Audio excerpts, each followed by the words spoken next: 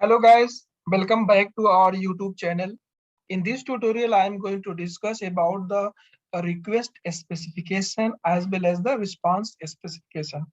And I will also discuss why we use these. Okay. But before moving on this topic, okay, let's first try to understand why we require these two. Okay.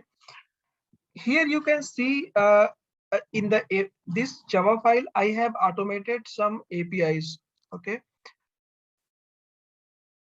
one method I have get post detail where I am sending the request. Okay, by using the this JSON file. Okay, so here we require two headers value.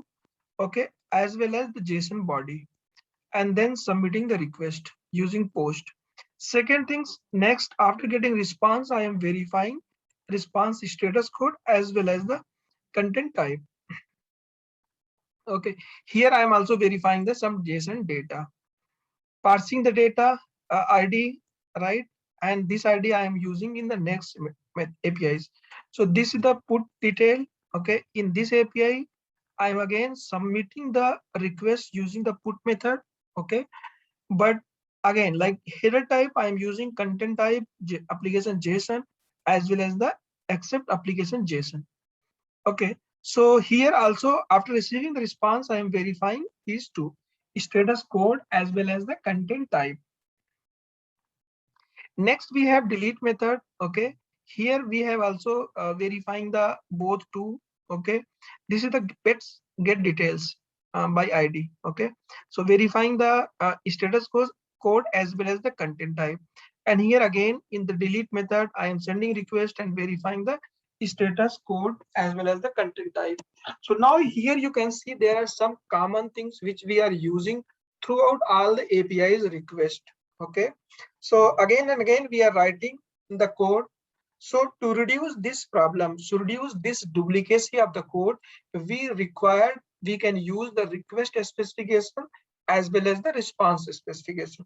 So request specification we can use for request detail, and response specification we can use for the response data. Like when we are going to validate, so we can set some uh, all those detail in response specification.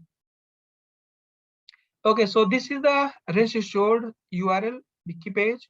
You can see here they have mentioned a specification reuse. Okay, so instead of having duplicate response expectation or a request parameter for different tests, you can reuse the entire specification. It means we will use these request spec uh, okay, specifications as well as we can use the response specification, and we will set the common things, okay, in this object, and then we will pass in our request. Okay, let's see how we will do this. So first of all, we will add here in the base test. Okay, in the before class annotation, we can add the request builder.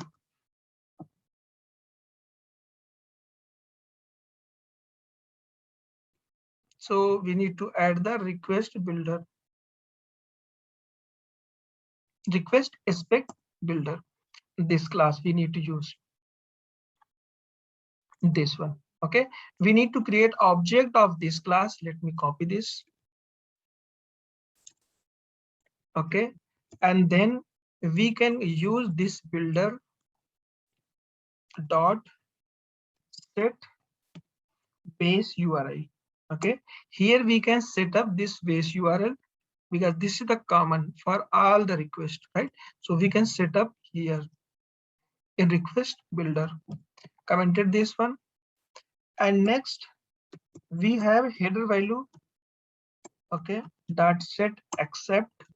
Okay, we can set up the accept, right, application JSON, this one.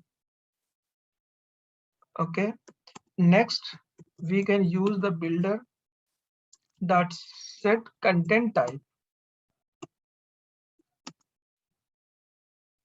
Okay, content type application slash JSON. Now we can create a request specification object. Okay,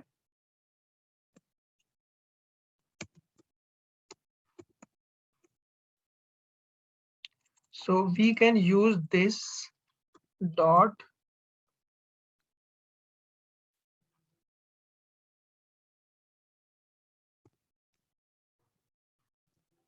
spec. Okay, pass this builder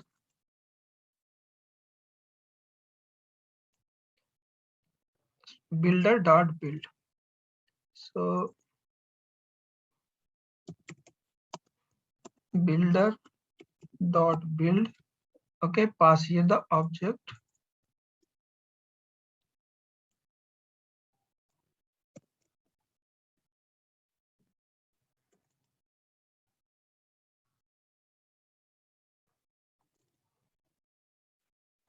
And this, so we need to call the builder dot build, and this build method will return.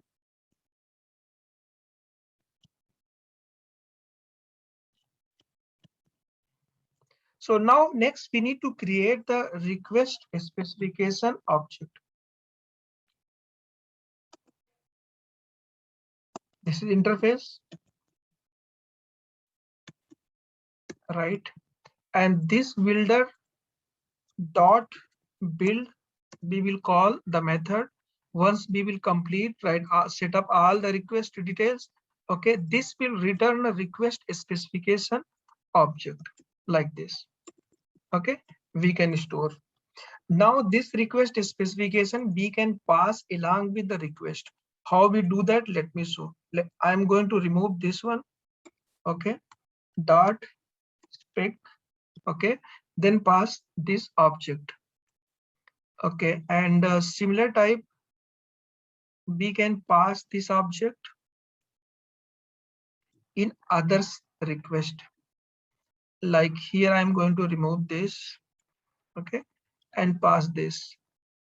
Here we can also pass, this is not mandatory, but yes, we can use. Here we can also use. Okay, now you can see in all the request, all the 4 APIs method, I am passing the request specification using the object, using the spec method. So let me run and you will see this will work.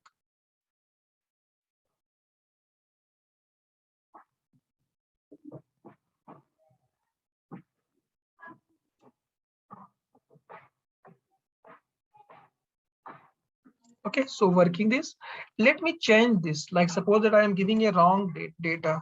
I am giving you XML, and let me run now.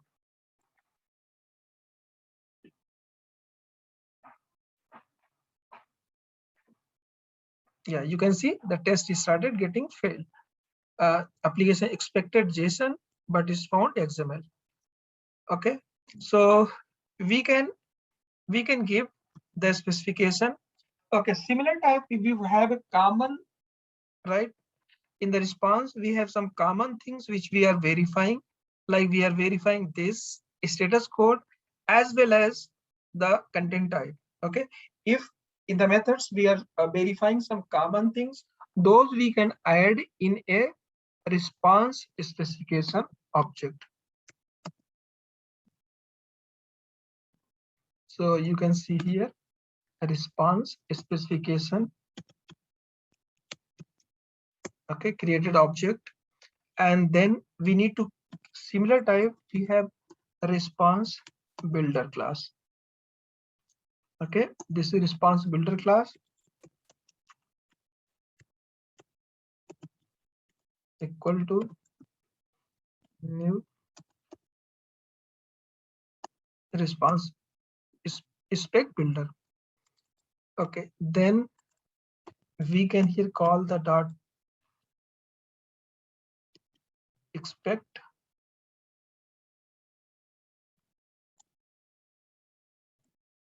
content type. Okay, pass the content type, this one, and then next builder.response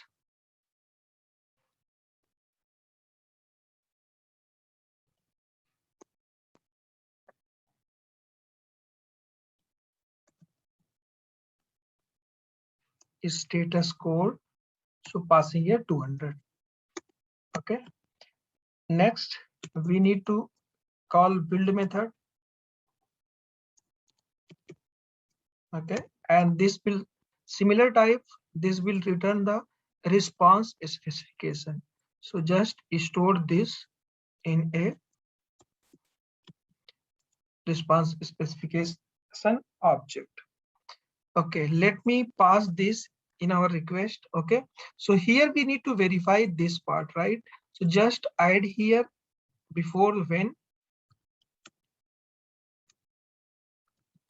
expect dot spec. Okay, then pass the response specification. Okay, let me remove this and add this in all the other request. Here removing this part. Okay, and then calling here this. Next here I am removing this. Okay, adding the response specification, and here is also removing. Okay, and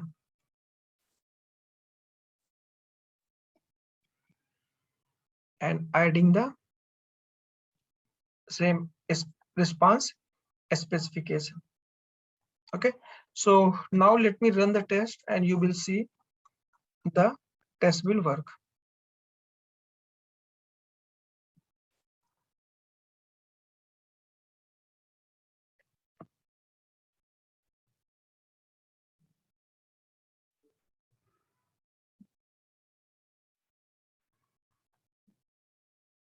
Yeah, now this is working. Let me change the response code here. Like suppose that I am giving you 201. Okay, let's see what will happen.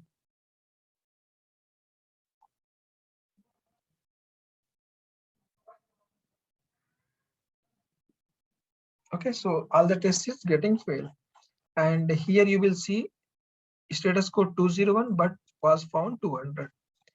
Status code 201 but found 200. Okay, so in this way we can add the specification. Okay, so now what is the request specification and response specification? So if we have some common request detail or we have some common response, right, for the verification, so those details we will set up into the request, okay, specification and response specification accordingly, and we can like create a common place. Okay, maybe you can add methods. We can create here like a before class. Okay, accordingly we can manage, but we will create and we will put all those details in one place, and in all the request, all the APIs method, we will pass these details. So in that way we are reducing the duplicacy of the code. Okay, and using the request specification and response specification, all these will be handled properly.